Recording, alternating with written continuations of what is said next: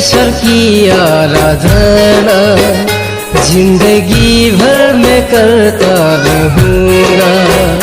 जीवित परमेश्वर की आराधना जिंदगी भर